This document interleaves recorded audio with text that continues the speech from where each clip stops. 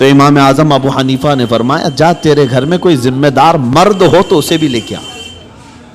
یہ تجارت کے معاملات، یہ نہیں کہ کوئی بھولا بھالا آیا ہے تو اسے ٹوپی پہنا کے بھیج دیا جائے. 10 درہم میں خرید لیتے، وہ کپڑا تو 400 درہم کا تھا.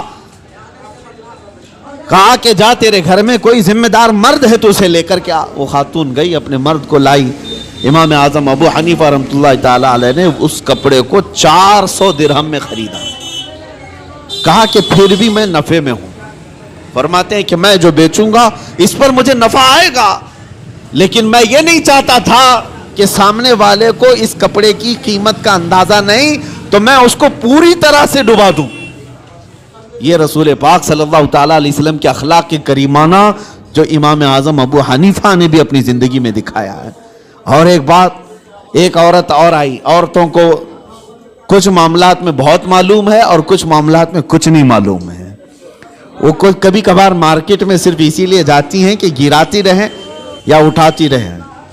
بہرحال ایک خاتون آئی اور اس نے کہا امام اعظم ابو حنیفہ رحمۃ اللہ تعالیٰ علیہ کے پاس ایک کپڑا تھا ریشم کا، اور اس عورت کے پاس کچھ ہی پیسے تھے. اس عورت نے کہا میں ایک غریب عورت ہوں، مجھے آپ ایک کپڑا ایسا بیچو جس میں آپ نفع مت لینا مجھ سے.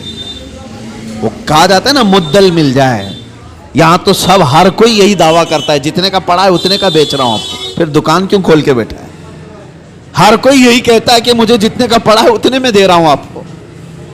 امام اعظم ابو حنیفہ رحمۃ اللہ تعالیٰ علیہ کے پاس عورت آئی، کہا ایک کپڑا مجھے دیجئے، اس پر آپ نفع مجھ سے مت کمائیے، باقی سب سے نفع تو لیتے ہی. تو امام اعظم نے کپڑا اٹھایا اور کہا لے لے اس چیز کو. تھان تھی. کہا کتنے؟ کہا 4 درہم. اس عورت نے کہا مجھ بڑھیا کا مذاق مت اڑائیے، وہ کپڑا جو ہے قیمتی تھا. امام اعظم ابو حنیفہ فرمانے 4 درہم. کہا میں سچ بول رہا ہوں 4 درہم میں لے لے. وہ خاتون کہتی ہے ایسا کیسے ہو سکتا ہے اتنے کم قیمت کا؟ امام اعظم ابو حنیفہ رحمۃ اللہ علیہ فرماتے ہیں میں نے اس کے ساتھ ایک اور کپڑا خریدا تھا. یعنی جب میں اس کپڑے کو دکان میں لایا تھا 2 تھان تھے میرے پاس، اور ایک تھان بیچ کر کے میں نے پورا نفع لے لیا. اب یہ کپڑا صرف مجھے 4 درہم کا پڑتا ہے، تھا وہ 100 درہم کا. لیکن امام اعظم ابو حنیفہ فرماتے میں نے دوسرے والے اس کے ساتھ لائے ہوئے کپڑے میں اپنا نفع اور خرید و فروخت جتنے میں ہوئی تھی سب میں نے وصول کر لیا ایک کپڑے میں. اب ایک کپڑا مجھے صرف 4 درہم کا پڑتا ہے، تو چاہے تو لے لے. 4 درہم میں اس عورت کو کپڑا دے دیا. کون کرتا ہے آج کے معاملات؟ کون کرتا ہے؟ یہاں غریبوں کا خون چوس لیا جاتا ہے، ان کے معاملات کو ختم کر دیا جاتا ہے. عزیزان گرامی وقار، جب تک یہ احساس تمہارا بیدار رہے کہ مجھے اگر دھوکہ اگر میں دوں گا تو اللہ شاہد ہے، اللہ دیکھ رہا ہے، ہر چیز وہ تمہاری قیامت کے دن لائے گا. فَمَنْ يَعْمَلْ مِثْقَالَ ذَرَّةٍ خَيْرًا يَرَهُ وَمَنْ يَعْمَلْ مِثْقَالَ ذَرَّةٍ شَرًّا يَرَهُ. تم میں جو رائی کے دانے کے برابر نیکی کرے گا اللہ اسے بھی دکھائے گا، اور رائی کے دانے کے برابر جو برائی کرے گا اللہ وہ بھی تمہیں دکھائے گا. اس لیے معاملات میں پکے ہو جاؤ. لوگوں کو ٹھگنا، لوگوں کو بیوقوف بنانا، لوگوں کو کا استحصال کرنا یہ نہیں ہے کہ تجارت تمہارے لیے حلال نہیں. نفع رکھو لیکن جھوٹ مت بولو. مثال کے طور پر ایک گھڑی ہم نے خریدی، میں نے 100 روپے کی خریدی ہے، اب مجھے بیچنا ہے 150 روپے میں یا 200 روپے میں. 150 روپے کی میں قیمت لگایا تھا، 50 روپے فائدہ تھا ہمارا. اور جب آپ خریدنے کے لیے آئے تو ظاہر سی بات ہے نیگوسیشن تو چلتا ہی ہے. آپ آتے ہی اس کی قیمت کم کرانے لگے. تو آپ جب قیمت کم کرانے لگے تو سیدھے آپ نے کہا مجھے 120 میں دو، اور ہم نے کہا اتنے میں تو مجھے پڑی بھی نہیں ہے، جبکہ ہمیں پتہ ہے یہ گھڑی 100 روپے کی ہے اور اس نے صرف 30 روپے کم کرایا تھا. ٹھیک ہے مجھے نہیں دینا تھا 30 روپے کم کر کے، نہ دیتا، لیکن یہ تو نہیں کہتا کہ مجھے پڑی ہی نہیں ہے، بلکہ اس سامنے والے کو اتنا کہہ دیتا کہ نہیں اتنے میں مجھے کوئی دینا نہیں ہے آپ کو، اتنے کم قیمت میں میں آپ کو بیچ نہیں سکتا. یہ چیزیں کہہ سکتے ہو، لیکن یہ کہنا کہ اتنے میں خریدا ہی نہیں، جھوٹ بولا. اور اس جھوٹ بول کر کے اس سامنے والے کو بیچا تو وہ قیمت پوری تمہارے لیے حرام ہی رہی. حرام لقمے اس طرح سے بھی گھر میں آتے ہیں. اگر آپ کو نہیں دینا ہے تو سیدھے صاف یہ کہہ دیتے کہ مجھے اتنے کم میں نہیں بیچنا ہے. سامنے والے کی مرضی ہے, لینا چاہے تو لے, نہ تو جائے. یا اگر آپ تجارت کے اصول جانتے ہیں, اس کو جانے نہیں دینا چاہتے, تو بیچ کی کوئی ریٹ پر آپ طے کر لیں, لیکن جھوٹ بول کر کے نہیں. تمہاری زبان پر کوئی جھوٹ آنے نہ پائے. اور جب اس طرح کی تجارت کرو گے, ہر حلال کھاؤ گے, تمہاری عبادات میں بھی برکت ہوگی, تمہاری دعائیں بھی اللہ کی بارگاہ میں بار اجابت سے ٹکرائیں گی. عزیزان گرامی وقار, پوری دنیا میں آج معاملات کے لیے ہم فکر مند ہیں کہ مسلمانوں کی ایسی چھبی بنائی گئی.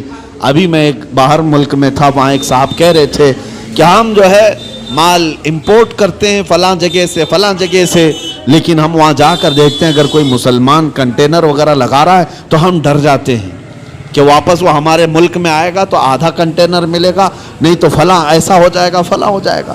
وہ ڈر اس بات کا ہے. کہا کیوں اس قدر بگاڑ لیا اپنے معاملات کو. عزیزان گرامی وقار, مسلمانوں کے حالات جب اس طرح سے بگڑے ہیں تب یہ تمام چیزیں آئی ہیں. قوت فکر و عمل پہلے فنا ہوتی ہے جب کسی قوم کی شوکت پہ زوال آتا ہے, جب کسی قوم کی شوکت پہ زوال آتا ہے. آج جو زوال کے اسباب ہیں, تم خود مصطفیٰ کریم صلی اللہ تعالیٰ علیہ وسلم کے ان اچھے اسلوب کو چھوڑ دیے, وہ نقوش پا جو میرے آقا کے پوری دنیا کے لیے آئیڈیل تھے, چھوڑ دیے. آج ایک بات میں بتا دوں, ابو جہل جیسا کٹر دشمن مکہ میں ہے. ایک قافلے والا یمن سے یا کہیں سے آیا ہے, ایک اونٹ لے کر کے وہ بیچارہ مکہ میں آیا, اس کا قرض ابو جہل کے پاس تھا, یعنی ابو جہل ان کے پیسے لے کر کے دبا لیا تھا, نہیں دے رہا تھا, اور دادا ہے, گنڈا ہے. اور وہ بندہ بیچارہ جو آیا وہ کمزور تھا, وہ مکہ کے فلاں فلاں آدمی کے پاس جا رہا تھا, کہا کہ اس سے میرا پیسہ دلا دو, کوئی تیار نہیں تھا. ارے اس کے پاس کون جائے گا, ابو جہل کے پاس, وہ سردار قریش ہے, پتہ نہیں کون اس سے وصول کرے گا. کچھ ایسے لوگ یہاں پہ بھی ہیں جن سے لوگ ڈرتے ہیں, ارے ان سے کون وصول کرے گا. یہ اس زمانے کے ابو جہل ہیں, لوگ ان سے ڈرتے ہیں کہ پیسہ ان سے کون وصول کرے گا, گنڈے ہیں, مار پیٹ کریں گے. تو سب ڈرے ہوئے تھے. وہ مجبور آدمی مکہ میں حرم پاک میں مجبور اور پریشانی کے عالم میں کھڑا تھا. ایک کسی نے پوچھا کہ کیا بات ہے, مکہ کے حالات بتا رہا ہوں.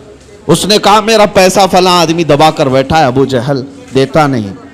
تو وہ حرم پاک میں جو بندہ آیا تھا, اس نے کہا تیرے لیے ایک ہی راستہ ہے, جا محمد کے پاس صلی اللہ علیہ وسلم. حضور پاک صلی اللہ تعالیٰ علیہ وسلم, وہ بھی مسلمان نہیں. اس نے کہا جا محمد کے پاس, وہ تجھے دلا دیں گے. وہ شخص کہتا ہے میں ڈھونڈتے ڈھونڈتے حضور پاک صلی اللہ علیہ وسلم کے پاس آیا. یہ حضور پاک صلی اللہ تعالیٰ علیہ وسلم کے حالات اس وقت, کیا آپ بہت بڑے پیسے والے تھے؟ کیا آپ اس وقت حالات میں مکہ والوں کے اس طرح سے مضبوط مالی اعتبار سے؟ لیکن وہ شخص آیا, حضور ایک جگہ بیٹھے ہوئے تھے, آتے ہی رو پڑا, کہا آپ محمد ہیں؟ کہا فلاں شخص مکہ کا ابو جہل, اس کو دوسرے نام سے پکارا جاتا تھا. کہا وہ پیسے میرے لیا ہے اور دیتا نہیں ہے, اور ڈراتا الگ. حضور پاک صلی اللہ علیہ وسلم نے اس سے کہا رو مت, چل میں تیرے ساتھ چلتا ہوں. حضور اس شخص کے ساتھ آئے اور کہا کہ ڈھونڈتے ہیں. ابو جہل ایک جگہ بیٹھا ہوا تھا قریش کی محفل میں, ٹھٹا مار کر ہنس رہا. سیدھے اس محفل میں میرے آقا صلی اللہ علیہ وسلم تشریف لائے, کسی کی روح رعایت نہیں, سیدھے سامنے کھڑے ہو کر کہا ابو جہل یہ بندہ مجبور اور پریشان ہے, کیا تیرے پاس اس کا مال ہے؟ تو نے اس سے قرضہ لیا ہے؟ ابو جہل نے کہا ہاں میں نے لیا ہے. کہا کب دے گا اس کے پیسے, اس کے پیسے کب دے گا؟ وہ ایسا ذلیل ہوا وہاں پر کہ حضور کے پاک کے 2 جملے تھے, وہ فوراً گیا اور مال لا کر کے اس مجبور آدمی کو لوٹا دیا. نبی پاک صلی اللہ تعالیٰ علیہ وسلم کا وہ جلال جو کٹر دشمن ہے, جانی دشمن ہے, لیکن حضور کے اخلاق و کردار کے سامنے ٹک نہ سکا. حضور معاملات میں اتنے پکے تھے کہ حضور کو کوئی ٹال نہیں سکتا تھا. کہ اگر ابو جہل کے لیے حضور صلی اللہ علیہ وسلم نے یہ کہہ دیا کہ تو معاملات میں خراب ہے اور اس کے پیسے نہیں دیتا, تو پورے عرب میں اس کی بدنامی تھی, اور وہ اپنی بدنامی نہیں چاہتا تھا. لایا, مال دے دیا. یہاں پر سے یہ پتا چلتا ہے خود میرے آقا صلی اللہ تعالیٰ علیہ وسلم نے اپنے معاملات بھی صحیح رکھے اور کسی دوسرے کو ظلم ہوتے ہوئے بھی دیکھنا پسند نہیں فرمایا. یہ ہونے چاہیے ہمارے معاملات کہ ہم کسی کو ٹھگتے ہوئے بھی نہ دیکھیں. اگر کوئی بیوقوف بن رہا ہے تو اس کا ہاتھ پکڑے اٹھائیں, کہا تو نقصان اٹھائے گا, تو نقصان اٹھائے گا. یہ مومنوں کے جب تک ہمارے معاملات صحیح نہ ہوں گے آپ کس رحمت کے انتظار میں ہیں. اللہ کریم ہم سب کو ہمارے عبادات میں اور ہمارے معاملات میں پختگی عطا فرمائے. مولا کریم ہمیں سچی امانت داری اور دیانت داری عطا فرمائے. حضور پاک کے نقش قدم پر چلنے کی توفیق عطا فرمائے. وآخر دعوانا ان الحمدللہ رب العالمین.